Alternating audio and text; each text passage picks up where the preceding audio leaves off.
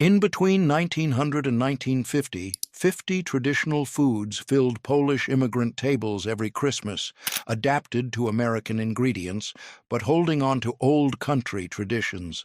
Now, has everybody had enough to eat? Yes, thank you. Hello, Frank. Glad you didn't wait for me. These weren't just meals. They were edible connections to a homeland most children would never see. Today they've vanished because third-generation families abandoned ethnic traditions for American convenience, forgetting that these foods were survival memories transformed into celebration. We're bringing them back. But before we do, share this with the one person you wish could sit at the table with you, tasting these long-forgotten Polish Christmas foods together. Walk into a Polish tenement kitchen in Chicago, Christmas Eve, 1910, when Babcia would serve clear beet soup as the first course of Wigilia, the meatless Christmas Eve feast that couldn't begin until the first star appeared in the sky. She'd ferment beets in water for a week in the basement, creating a sour, ruby-red liquid that smelled earthy and slightly funky. On Christmas Eve, she'd strain the fermented beet juice, heat it with dried mushrooms and garlic, and serve it steaming hot in bowls with tiny mushroom dumplings floating on top. The soup was tangy, deeply flavored, nothing like the sweet beet soup Americans knew. It tasted like the old country, sour, strong, unapologetic.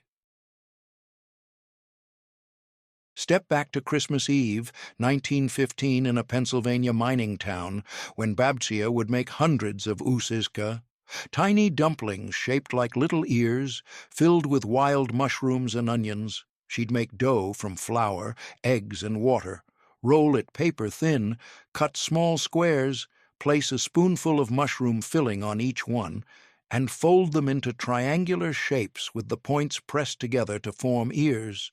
These would float in the barsks, 3 or 4 per bowl, and each dumpling was one perfect bite of tender dough and earthy mushroom filling. Making uska took all day.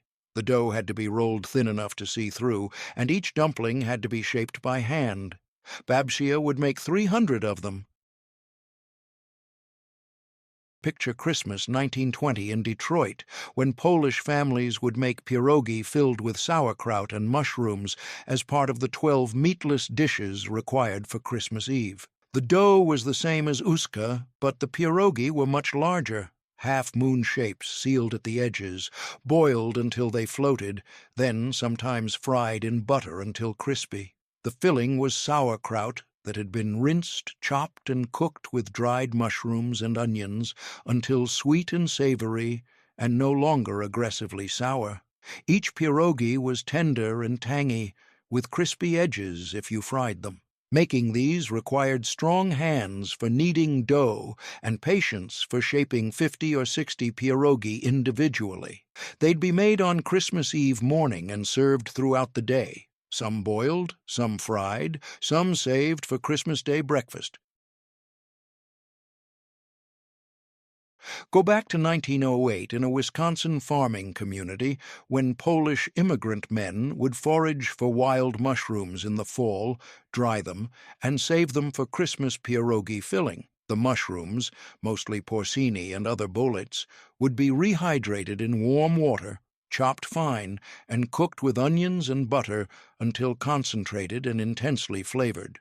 These pierogi were considered more special than sauerkraut pierogi because wild mushrooms were precious and not everyone had access to good foraging spots. The filling was dark and rich, tasting like forest floor and earth, completely different from grocery store mushrooms. Making these required knowing which wild mushrooms were safe, how to dry them properly without molding, and how to cook them so the flavor concentrated instead of getting watery. Walk into a Cleveland Polish home on Christmas morning, 1925, when sweet pierogi filled with stewed prunes were served as dessert after the meatless Christmas Eve meal.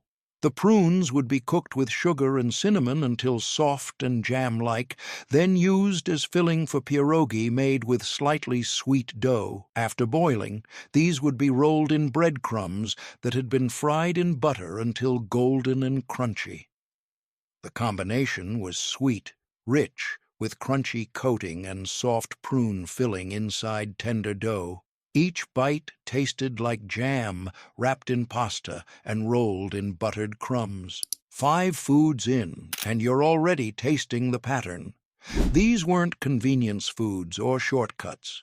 These were recipes that required planning days ahead, preserving food from harvest, cooking with techniques learned in Polish villages without written recipes.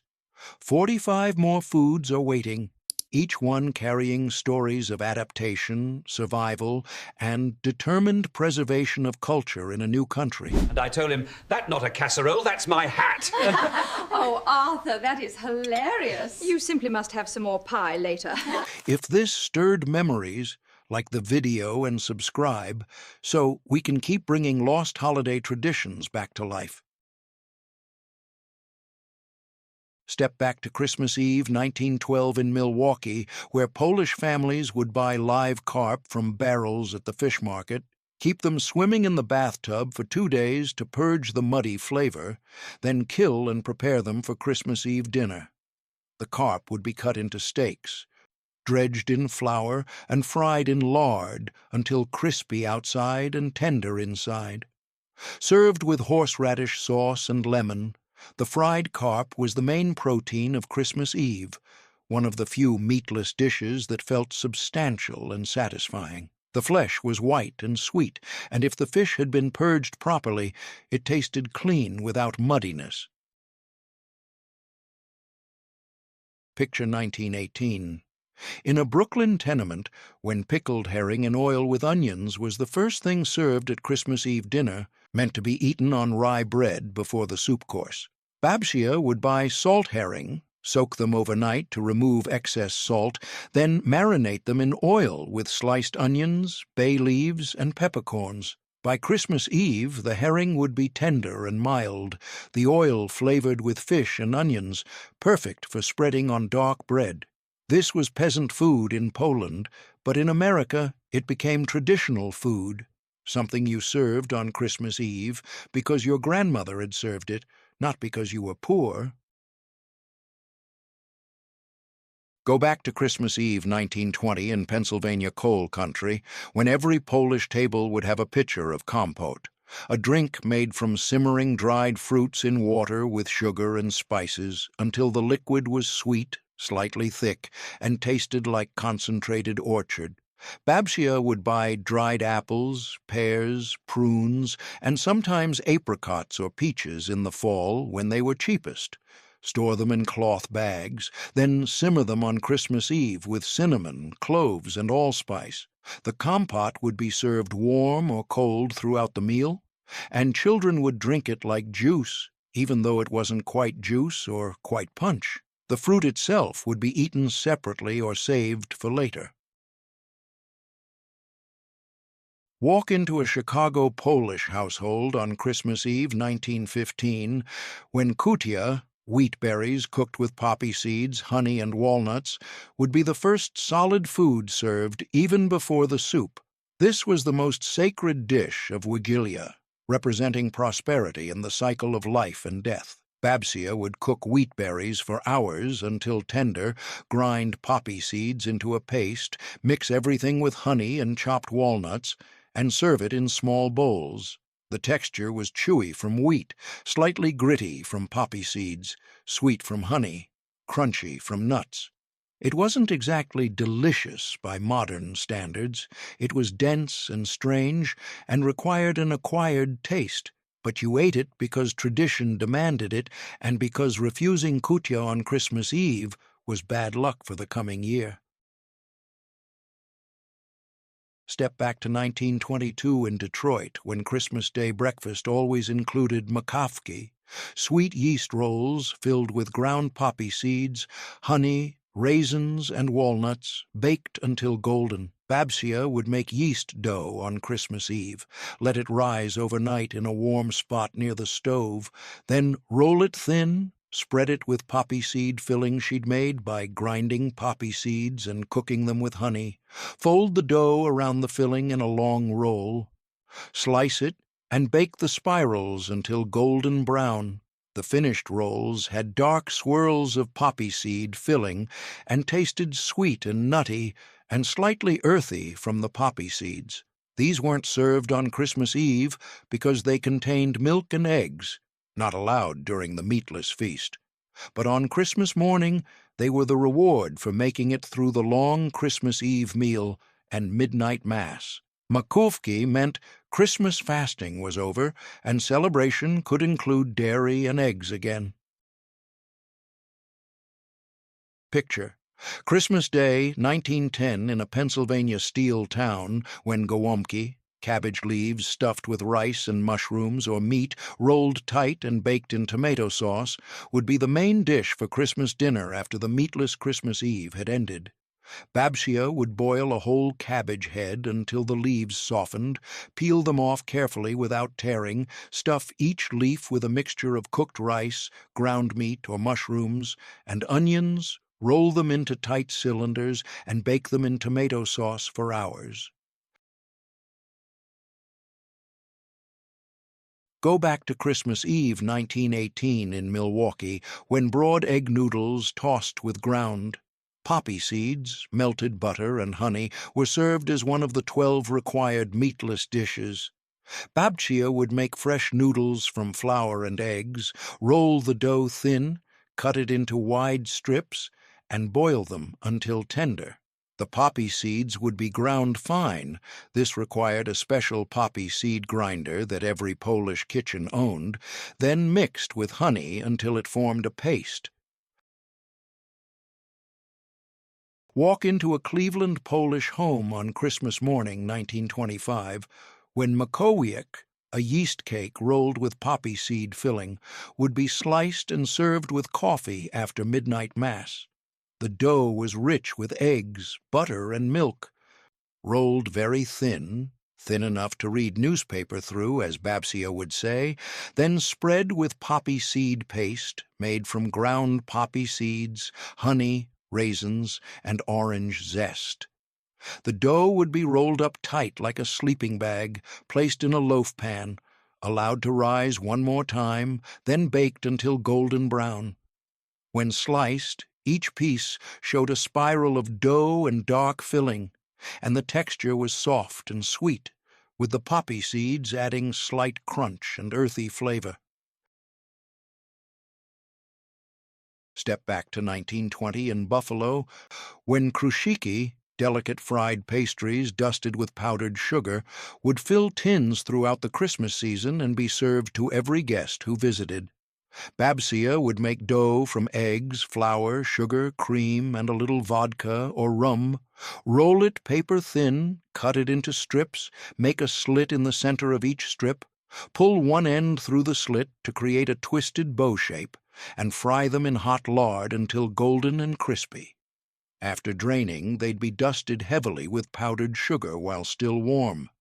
The finished cookies were light as air, shattering into crispy fragments when you bit them, sweet but not too sweet, tasting faintly of alcohol from the vodka in the dough. Making krusziki required a light hand with the dough and careful temperature control in the frying oil. Too hot, and they'd burn before crisping. Too cool, and they'd absorb oil and be greasy. They meant Christmas was coming and you were ready to receive visitors properly. Christmas Day, 1912, in a Michigan farming community, when bigos, a stew made from layers of sauerkraut, fresh cabbage, multiple kinds of meat, and dried mushrooms, cooked for hours until everything melded together, would simmer on the stove all day and be served for Christmas dinner. Babsia would layer sauerkraut and shredded fresh cabbage in her biggest pot, add whatever meats were available, leftover kielbasa, pork, beef, sometimes game meat like venison or rabbit, along with rehydrated dried mushrooms, prunes, and spices. Then let it cook low and slow for 4 or 5 hours, stirring occasionally. The finished bigos was dark and rich and complex. 15 foods in, and you're seeing how Polish immigrants adapted old recipes to new ingredients while keeping traditions alive. These were the actual dishes their grandmothers made in Poland, prepared the same way, but with whatever America offered. 35 more foods are waiting, each one a story of preservation and adaptation. This is cultural survival through cooking. Go back to early December 1915 in Chicago, when Polish families would buy a whole pig, often shared between 2 or 3 families, and spend a weekend making kielbasa that would hang in the cold basement until Christmas. The men would butcher the pig, and the women would grind the meat, season it with garlic, marlic, black pepper, and salt, stuff it into natural casings, tie it into links, and hang it in the basement where winter cold kept it preserved. By Christmas, the kielbasa would be fully cured, ready to be boiled and served hot, or sliced cold, or fried. The smell of garlic and pork would fill the house when it cooked, and children would wait impatiently for the first taste. Homemade kielbasa tasted completely different from store-bought, garlicier, with coarser texture and real spices you could see. Making it meant you had the space, the tools, the knowledge, and the community connections to process a whole pig, and that kielbasa hanging in the basement meant Christmas dinner was secured. Walk into a Brooklyn tenement on Christmas Day, 1920, when pasticcichi, small pastries filled with minced meat and onions, baked until golden, would be served as the first course of Christmas dinner. Babcia would make pastry dough from flour, butter, sour cream, and egg yolks, chill it thoroughly, then roll it thin and cut circles. The filling was leftover beef or pork ground, fine with sautéed onions, and seasoned with salt, pepper, and marjoram. She'd place filling on one half of each circle, fold it over, seal the edges with a fork, brush with egg wash, and bake until golden brown. Step back to 1908 in a Wisconsin farming town, when kiska, blood sausage made from pig's blood, buckwheat groats, and pork fat, stuffed into casings, would be served at Christmas dinner because, after butchering the Christmas pig, every part had to be used, including the blood. The men would catch the blood during butchering, and Babcia would cook it with cooked buckwheat groats, diced pork fat, onions and spices, stuff the mixture into casings, tie them into links, and either boil them immediately or freeze them for Christmas. When sliced and fried, kiska would be dark and rich, tasting like iron and buckwheat and pork, with crispy edges and soft interior. This wasn't food for squeamish people. American-born children often refused to try it, but immigrant grandparents ate it without hesitation because wasting blood when you'd killed an animal was sinful. Picture Christmas Eve 1923 in Pennsylvania, when mushroom soup made from dried wild mushrooms was served as one of the 12 meatless dishes. Babcia would rehydrate dried porcini and other foraged mushrooms in warm water, saving the soaking liquid, then chop the mushrooms and sauté them with onions and butter. The mushroom soaking liquid would become the soup base, simmered with the sautéed mushrooms, potatoes, and sometimes barley or noodles. The finished soup was dark and earthy, tasting like concentrated forest, completely different from cream of mushroom soup Americans knew. It would be served with a dollop of sour cream and fresh dill if available. Making this soup required having dried wild mushrooms from fall foraging and knowing which mushrooms were safe and which were deadly. Go back to Christmas 1916 in Detroit, when potato pancakes, grated raw potatoes mixed with eggs and flour, fried until crispy, would be made fresh throughout Christmas Day and served with sour cream or applesauce. Babcia would grate potatoes on a hand grater, squeeze out excess water, mix them with eggs, a little flour, and salt, then fry spoonfuls in hot oil until crispy and golden on both sides. The pancakes had to be served immediately while still crispy. They'd get soggy if they sat. Children would stand in the kitchen, eating them straight from the pan, burning their fingers and mouths, but unable to wait. The outside was crispy and brown. The inside was creamy potato, and with sour cream on top, they were perfect. 20 foods in, and you're seeing how Polish immigrants adapted old recipes to new ingredients while keeping traditions alive. These were the actual dishes their grandmothers made in Poland, prepared the same way but with whatever America offered. 30 more foods are waiting, each one a story of preservation and adaptation. This is cultural survival through cooking. Walk into a Cleveland Polish home during Christmas, 1928, when faworki, delicate fried pastries twisted into ribbons and dusted with powdered sugar, would be made by the hundreds and stored in tins throughout the holiday season. Babcia would make dough from egg yolks, sugar, sour cream, flour, and a splash of vodka or rum, roll it very thin, cut it into rectangles, make a slit down the center, pull one end through the slit to create a twist, and fry them in hot lard until they puffed up and turned golden. After draining, they'd be piled high and covered completely in powdered sugar. The texture was light and crispy, almost dissolving on your tongue, and the flavor was mildly sweet with a hint of alcohol. Making faworki took 2 people, one to cut and shape, one to fry, and strong arms for rolling dough thin enough. They meant Christmas was abundant enough to use dozens of egg yolks and precious white flour on delicate cookies that served no purpose except beauty and sweetness and celebration.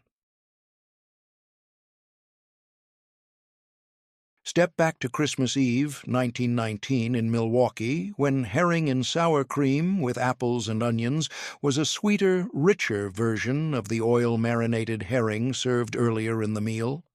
Babcia would soak salt herring overnight, cut them into bite-sized pieces, then marinate them in sour cream mixed with diced sweet apples, sliced onions, and a little sugar.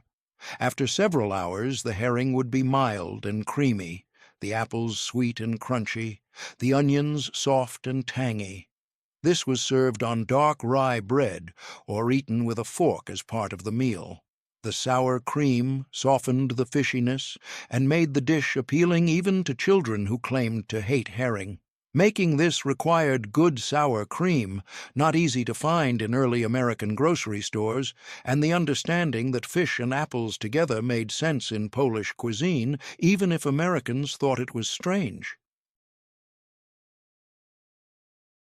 Picture: Christmas Day, 1914 in Chicago, when rosso, clear chicken soup with homemade noodles, would be the first course of Christmas dinner, signaling that the meatless fast had ended and poultry was back on the table. Babcia would start the soup Christmas Eve night after the meatless meal ended, simmering a whole chicken with carrots, parsnips, celery root, and parsley root for hours until the broth was golden and richly flavored.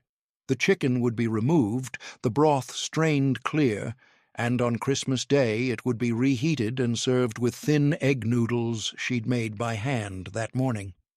The soup was simple but deeply flavored, tasting like concentrated chicken and vegetables with no heaviness or cloudiness. A few drops of good chicken fat would float on the surface, creating golden circles. Go back to Christmas Eve, 1922, in Brooklyn, when fish in Greek style, fried fish covered in cooked vegetables in a tomato-based sauce, served cold, was one of the more elaborate meatless dishes that required advanced preparation and looked impressive on the table. Babsia would fry pieces of cod or haddock until golden, then set them aside while she cooked carrots, celery, onions, and parsnips in oil with tomato paste, lemon juice, and sugar until the vegetables were tender and the sauce was thick and tangy. The fish would be arranged in a dish, the vegetable sauce poured over, and everything would chill overnight. Served cold on Christmas Eve, the fish would be tender and flaky, the sauce would be sweet-sour and full of soft vegetables, and the combination was refreshing and light among heavier dishes. Walk into a Pennsylvania Polish household, Christmas Day 1920, when cabbage croquettes, cylinders of mashed potato and sauerkraut coated in breadcrumbs and fried, would be served as a side dish that transformed leftover sauerkraut into something crispy and new. Babsia would mix leftover mashed potatoes with cooked, squeezed dry sauerkraut and sautéed onions, form the mixture into cylinder shapes, roll them in flour, then egg, then breadcrumbs, and fry them until golden and crispy on all sides. The outside would be crunchy, the inside creamy and tangy, and they'd be served hot as a side dish to meat. These were a way to use leftovers without looking like you were serving leftovers. Formed and fried, they looked deliberate and special. Step back to Christmas 1925 in Detroit, when Polish vegetable salad, diced cooked vegetables in mayonnaise, would be served alongside Christmas dinner as a cold side dish that added color and freshness to the table.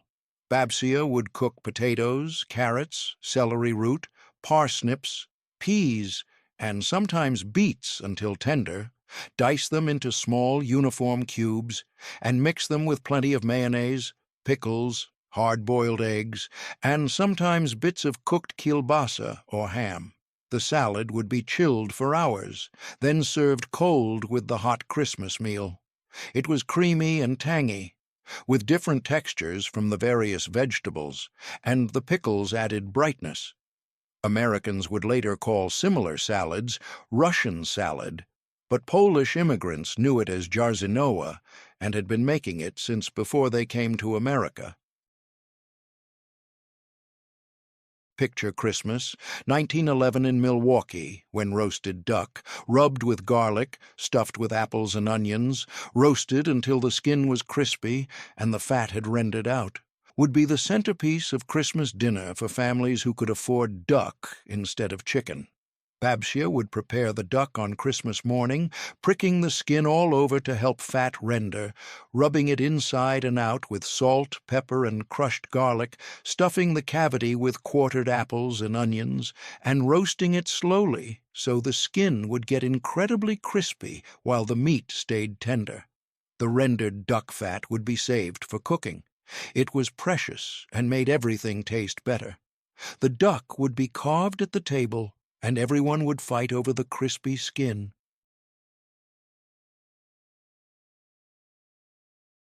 Go back to Christmas Eve, 1917, in Chicago, when split pea soup with sauerkraut, thick, hearty, and tangy, would be one of the 12 meatless dishes, providing protein and substance in a meal that otherwise featured mostly vegetables and fish.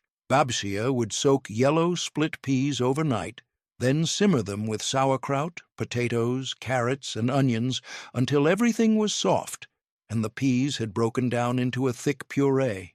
The soup would be hearty and filling, tangy from the sauerkraut, and substantial enough to satisfy hunger even without meat.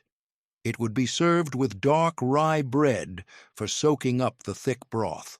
Making this required planning ahead to soak peas and having enough sauerkraut from fall cabbage preservation.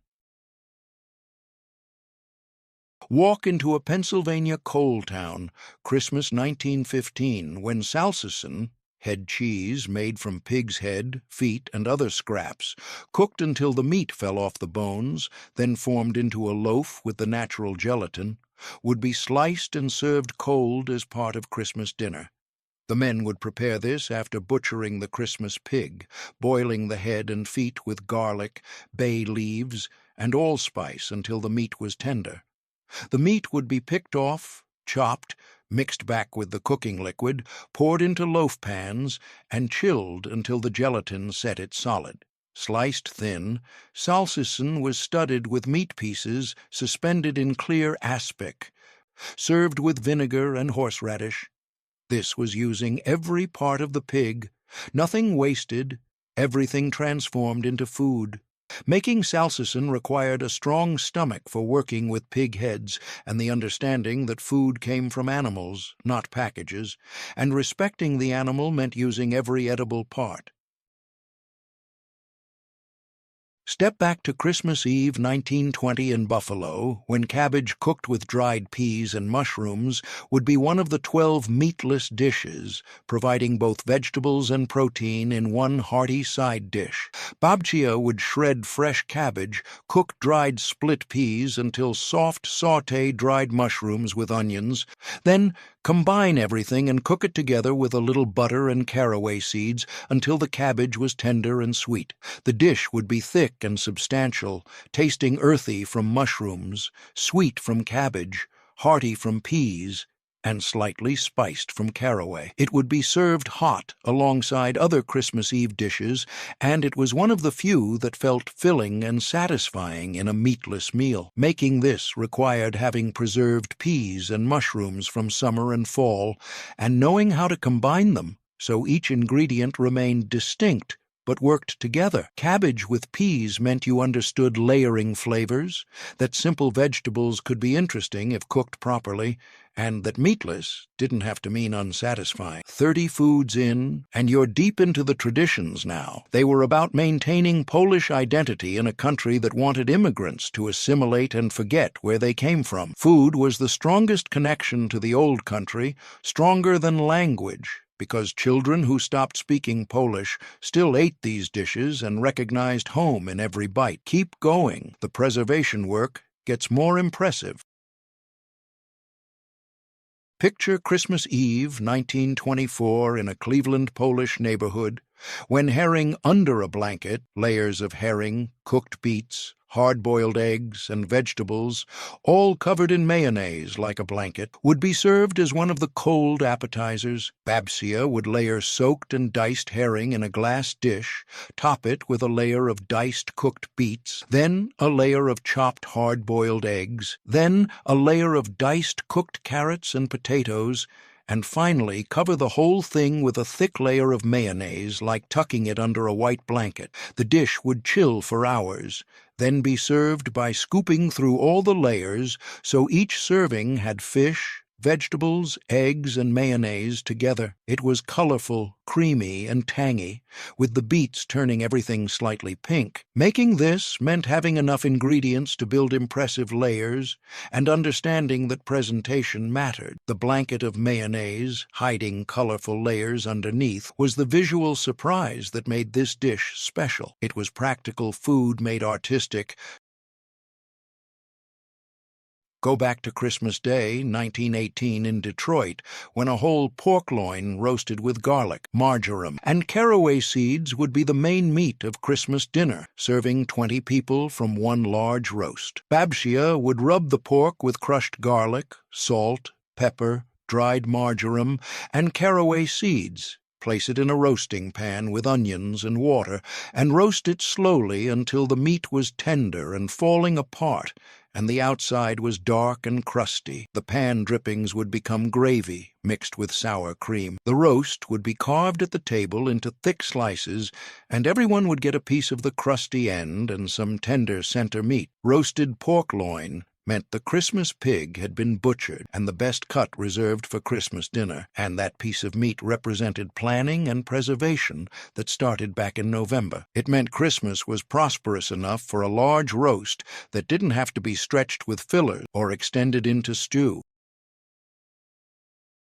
Walk into a summer kitchen in Chicago, Christmas 1926, when Miseria, thinly sliced cucumbers and sour cream with dill, would be served as a cold side dish even at Christmas because Polish families had learned to preserve cucumbers in salt brine all winter. Babcia would slice cucumbers paper thin, salt them heavily, and let them sit for an hour to draw out moisture, squeeze them dry, then dress them with sour cream, fresh or dried dill, a little vinegar, and pepper. The result was creamy, tangy, refreshing, with crisp cucumber slices in smooth, sour cream. The name miseria meant misery, supposedly because the dish was so simple it was what you ate when you had nothing else, but Polish cooks knew that simple done perfectly was better than complicated done poorly. Making miseria in winter required either having preserved cucumbers or finding them at the Polish grocer, who imported pickled cucumbers from Poland. Step back to 1910 in a Wisconsin farming community when kazanka, blood sausage made with buckwheat groats instead of rice, heavily spiced with marjoram and garlic, would be served at Christmas after pig butchering in December. The blood would be caught during butchering, mixed with cooked buckwheat groats, diced pork liver, pork fat, and lots of marjoram and garlic stuffed into large casings and either boiled immediately or smoked and frozen. At Christmas, the kashanka would be sliced thick and fried until crispy outside and creamy inside, served with sauerkraut and potatoes. The taste was strong: iron from blood, earthiness from buckwheat, pungent from garlic and marjoram, not for people with delicate palates, but for Polish immigrants who remembered food scarcity.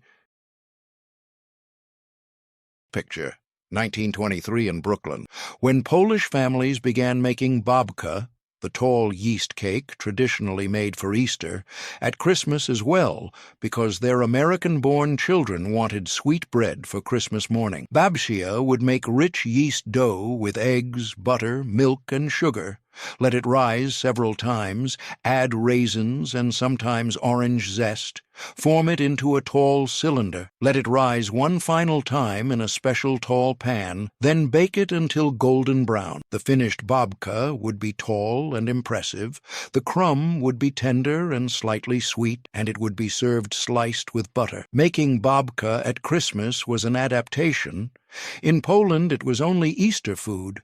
But in America, where traditions blended and changed, serving sweet bread at both Easter and Christmas made sense. It meant Polish Christmas was evolving, that American-born children were shaping what Polish-American Christmas looked like, and that traditions could flex without breaking. The recipe stayed the same, even as the occasion expanded, 35 foods finished, and you're now holding memories of a Christmas table that doesn't exist anymore, loaded with foods that required preservation skills, foraging knowledge, and techniques passed through generations. These weren't recipes you could look up in a book. These were practices passed from grandmother to granddaughter through watching and doing. 15 more foods remain, the final 15 that complete the picture of Polish-American Christmas between 1900 and 1950. Go back to Christmas, 1919, in a Pennsylvania mining town settled by Silesian Poles, when kluski shlonski, potato dumplings with a small indentation in the center meant to hold gravy, would be served alongside roasted meat. Babcia would boil potatoes, mash them while hot, mix them with potato starch and a little flour, form the dough into balls, press a thumb into each ball to create a depression, and boil them in salted water until they floated. The finished dumplings would be starchy and dense, perfect for soaking up gravy, with the indentation acting as a gravy cup. These were distinctly Silesian rather than generally Polish, meaning that Polish immigrants maintained not just national identity, but regional identity through food. Walk into a Christmas dinner in Milwaukee, 1921, when zrazy, thin slices of beef rolled around a filling of bacon, pickles, and onions, browned and braised in broth, would be served as an elegant main dish for families who could afford beef. Babcia would pound beef slices thin, layer each one with a strip of bacon, a spear of pickle, and some sautéed onions, roll them tight, Secure them with toothpicks or string, brown them in a hot pan, then braise them in beef broth and onions until tender. The finished rolls would be savory and tangy from pickles, rich from bacon, and the sauce would be dark and flavorful. Served sliced to show the spiral inside, Zrazy looked impressive and tasted complex despite simple ingredients. Making these required good beef, sliced thin, expensive, and the skill to pound meat without tearing it. Zrazy meant Christmas dinner was refined. Step back to Christmas 1915 in Chicago, when Piernik, a dense, spiced honey cake that improved with age, would be baked in early December and stored in tins until Christmas, when it would be sliced and served with tea. Babsia would mix honey, flour, eggs, and a complex blend of spices: cinnamon, cloves, nutmeg, ginger, cardamom, black pepper, along with nuts and sometimes dried fruit. Pour the thick batter into loaf pans and bake it slowly. The finished cake would be dark brown, very dense, strongly spiced, and not very sweet. After baking, it would be wrapped in cloth and stored for at least 2 weeks. The longer it aged, the better it tasted, as the honey and spices mellowed and blended together. Piernik at Christmas meant planning ahead, having the patience to let cake age instead of eating it fresh, and understanding that some foods reached perfection only through time. Picture New Year's Day, 1920 in Detroit, when flaky, tripe soup with vegetables and spices would be served as the ultimate hangover cure after New Year's Eve celebration. Babsia would buy honeycomb tripe, clean it thoroughly, boil it for hours until tender, then slice it into strips and simmer it with carrots, celery root, parsnips, and onions in beef broth, heavily seasoned with marjoram, paprika, and ginger. The finished soup would be rich and slightly spicy, with tender strips of tripe and soft vegetables in flavorful broth. It was served with a squeeze of lemon and dark rye bread. Flocky had a reputation as Polish penicillin. It was supposed to cure anything, especially hangovers from too much vodka. Making flocky required a strong stomach for preparing tripe, which smelled terrible during cleaning, and the knowledge that long, slow cooking transformed tough organ meat into something tender and delicious. Go back to Christmas 1917 in Pennsylvania, when braised red cabbage cooked with apples, onions, vinegar, and sugar would be served as a sweet-sour side dish that balanced rich meat courses. Babsia would shred red cabbage fine, cook it slowly with sliced apples, onions, red wine vinegar, sugar, a little bacon fat, and cloves until everything was very soft and the flavors had melded into something sweet-sour and complex. The cabbage would turn deep purple red, and the apples would dissolve into the sauce, thickening it naturally. Served hot alongside duck or pork, the sweet-sour cabbage cut through fat and made rich meat more digestible. Making this required patience.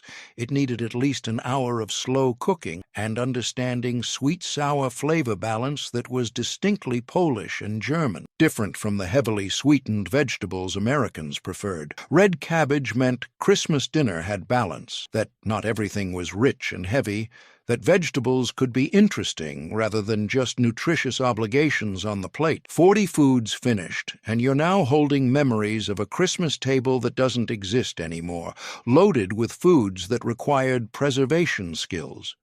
These weren't recipes you could look up in a book. These were practices passed from grandmother to granddaughter through watching and doing. 10 more foods remain, the final 10 that complete the picture of Polish-American Christmas between 1900 and 1950. Walk into a Polish home. Christmas morning, 1928, when Cernik, a dense cheesecake made from farmer's cheese, eggs, and sugar, baked in a pastry crust, would be served as Christmas breakfast dessert with strong coffee. Babcia would make sweet pastry dough, press it into a springform pan, fill it with a mixture of farmer's cheese, eggs, sugar, vanilla, and raisins, and bake it until the filling set but still trembled slightly in the center. The finished cake would be dense and rich, not airy like American cheesecake, with a texture closer to custard than cake. It would be served at room temperature, dusted with powdered sugar, and each slice would be small because the richness meant a little went a long way. Sernik at Christmas was relatively new tradition. In Poland, it was more common at Easter. But Polish Americans adapted it for Christmas because their children liked sweet things for holiday breakfast. It meant traditions could evolve, that immigrant food culture wasn't frozen in the past, but responded to new generations with new preferences while keeping core techniques intact. Step back to late summer 1920 in Milwaukee, when Babsia would make fermented pickles in a large crock in the basement, pickles that would be ready by Christmas and served alongside every meal throughout the holidays. She'd pack small cucumbers into a crock with fresh dill, garlic, horseradish leaves, and grape leaves. Cover them with salt brine, weight them down with a plate and a rock, and let them ferment in the cool basement for 6 weeks. By Christmas, the cucumbers would be sour and crunchy, the brine would be cloudy and tangy, and the whole basement would smell like pickles and garlic. These fermented pickles were different from vinegar pickles. They tasted more complex, slightly fizzy, intensely sour, making them required understanding fermentation. Picture Christmas 1913 in a Pennsylvania coal town, when krupnik, barley soup with vegetables and sometimes a ham bone, would be served as a hearty first course that filled bellies before more expensive meat dishes appeared. Babsia would simmer pearl barley with carrots, celery root, parsnips, potatoes, and, if available, a leftover ham bone for hours until the barley had swollen and thickened the soup and the vegetables were very soft. The soup would be creamy from starch released by the barley, savory from the ham bone, and substantial enough to be a meal on its own. It was served with dark bread and was especially popular on cold days when miners came home frozen and needed something hot and filling immediately. Krupnik meant you had stored barley from harvest and knew how to make soup that was simultaneously cheap and satisfying, that fed a large family from minimal ingredients. It was survival food that appeared at Christmas not because it was special. Go back to Christmas 1916 in Buffalo, when wazanki, small squares of egg noodle dough cooked with cabbage and onions, would be served as a simple but satisfying side dish. Babsia would make egg noodle dough, roll it thin, cut it into small squares, and cook them in boiling salted water until tender. Separately, she'd cook shredded cabbage with lots of onions in butter until everything was soft and golden. The cooked noodles would be mixed with the cabbage and onions, everything tossed together with more butter and served hot. The dish was simple, just noodles, cabbage, onions, butter, but the long cooking of the cabbage and onions created sweetness and depth. It was comfort food that required no expensive ingredients, just time and attention.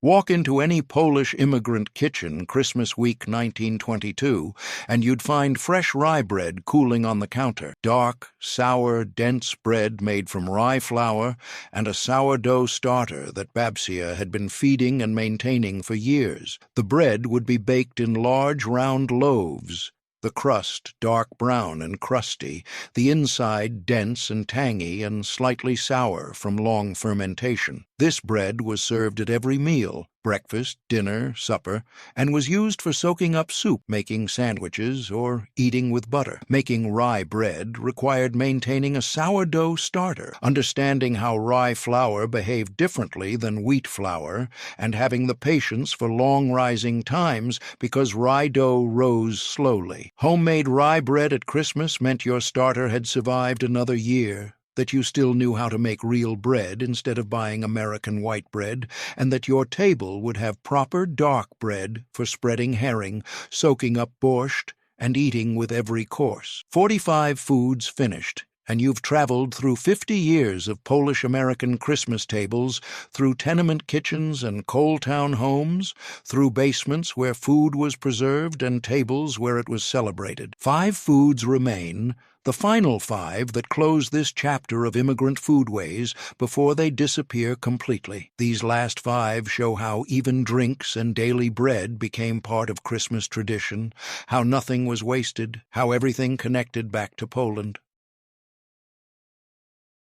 Step back to summer 1919 in Detroit, when Babcia would make bread kvass, a fermented drink made from stale rye bread that would be stored in bottles in the cold basement and brought out during Christmas as a non-alcoholic drink for children. She'd toast stale rye bread until very dark, put it in a crock with water, sugar, and yeast, let it ferment for a few days, strain it, bottle it, and let it continue fermenting in bottles until lightly fizzy. The finished kvass tasted like liquid rye bread, slightly sour, slightly sweet, with barely any alcohol but a yeasty, bread-like flavor that was completely unique. Children would drink it like soda, and adults would sometimes add vodka to make it stronger.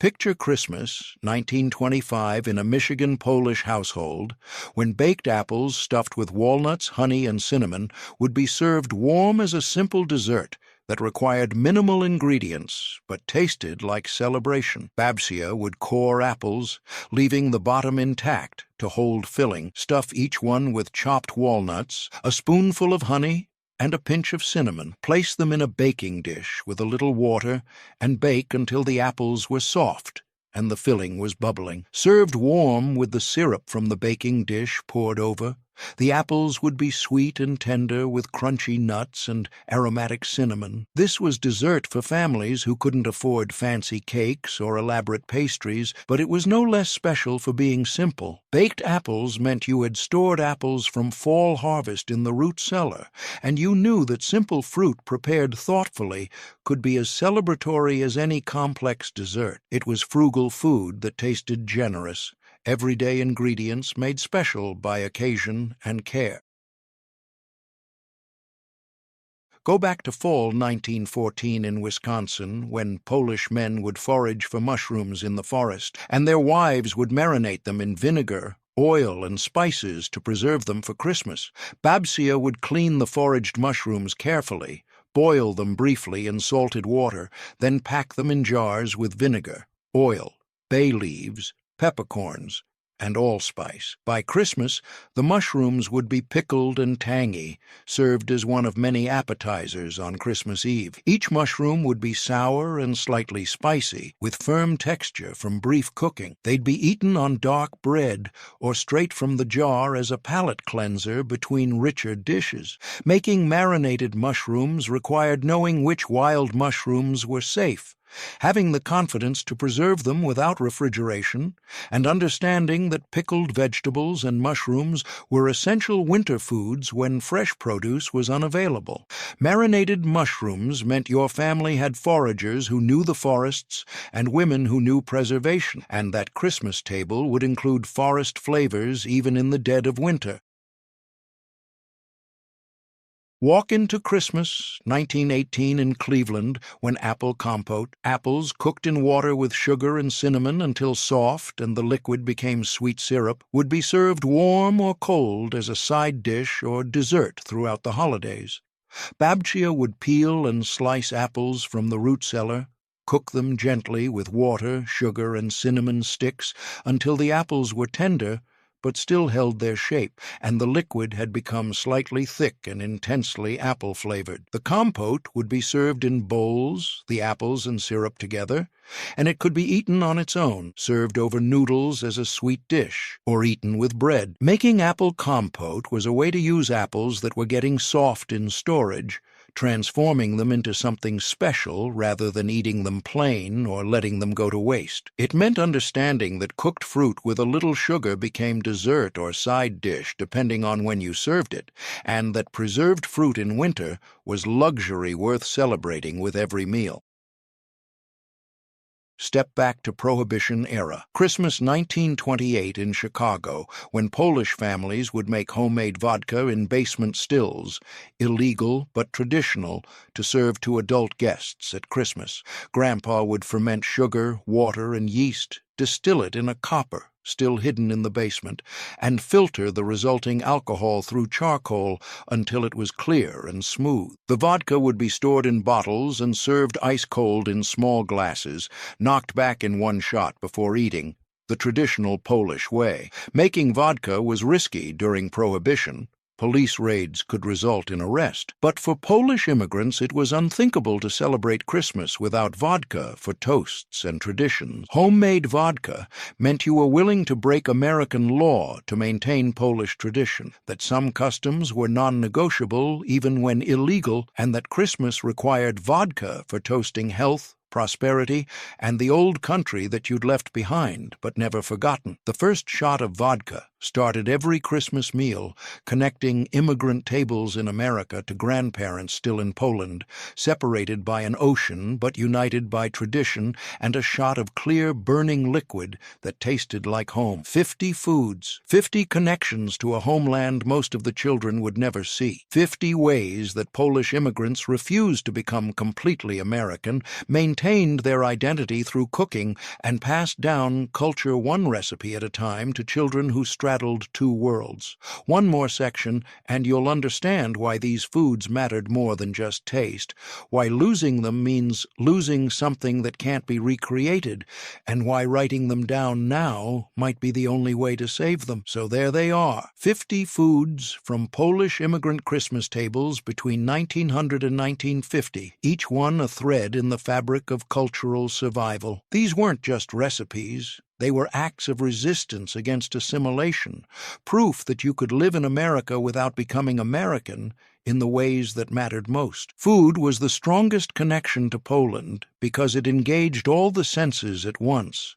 The smell of borscht brought back Babcia's village kitchen. The taste of pierogi reminded you of Christmas Eves when the whole family still lived in the same country. The texture of homemade kielbasa connected you to grandfather's hands, preparing meat the way his father taught him. You couldn't assimilate away from food. It stayed in your body, in your muscle memory, in your children's expectations of what Christmas should taste like. I close my eyes, and I'm at my great-grandmother's table in 1955. The last Christmas, she made wigilia the traditional way. 12 meatless dishes, starting only after the first star appeared, everyone dressed in their best clothes, even though we were eating at home. The table was crowded with plates and bowls, everything homemade, nothing from a can or a store except the herring and flour. She'd been cooking for 3 days, preparing foods that couldn't be made the same day they'd be eaten, and as we ate, she'd tell stories about each dish. This is how her mother made it. This is what they ate in the village. This is the food that got them through hard times before they came to America. The food was history lesson and cultural education and family connection, all served on mismatched plates. But by 1960, she was too old to make wigilia properly, and my grandmother, American-born and impatient with old country ways, simplified it. Fewer dishes, store-bought herring instead of home-marinated, pierogi from the Polish deli instead of hand-formed. By 1970, our Christmas Eve was ham and American side dishes with maybe pierogi as the only Polish element, and those were frozen ones from the grocery store. By 1980, even the pierogi were gone. We'd become American, and the food that had maintained Polish identity for 2 generations had disappeared in one generation's lifetime because nobody bothered to learn, and the old women who knew didn't push hard enough to teach, and American convenience was easier than cultural preservation. Now those recipes are scattered. Some survived in Polish community cookbooks. Some were written down by grandchildren who realized too late what was being lost. Some lived only in the memories of old people who died without passing them forward, and those recipes are extinct now, completely gone, as if they never existed. When a recipe dies without being recorded or taught, it disappears more completely than if it had never been created, because it leaves a gap, a memory of something delicious that nobody alive can recreate. But these 50 foods aren't completely lost yet. Polish community organizations have some of them. Old cookbooks contain versions of them. Most importantly, there are still Polish Americans alive who learned these foods from immigrant grandparents and still make them for Christmas. keeping traditions alive even when their own children show no interest. Find those people. Ask them to teach you. Cook with them. Watch their hands. Learn the feel and the timing and the instincts that written recipes can't convey. Taste what they make and memorize the flavors so you'll know if your attempt is correct. Record videos of them cooking. Write down not just ingredients, but techniques, tricks, signs to watch for, ways they adjust based on weather or ingredient quality or the feel of the dough. These 50 foods represent cultural survival. They represent women who crossed an ocean carrying recipes only in their heads, who adapted to American ingredients while refusing to abandon Polish methods, who taught their daughters even when their daughters resisted learning. They represent men who foraged forests in a new country, looking for the same mushrooms they knew in Poland, who butchered pigs the old way even when American methods were easier, who made illegal vodka rather than abandon the tradition of homemade spirits. They represent children who straddled two worlds, speaking English at school and Polish at home, eating American food all year but insisting on Polish Christmas because that was the one time when being Polish mattered more than being American.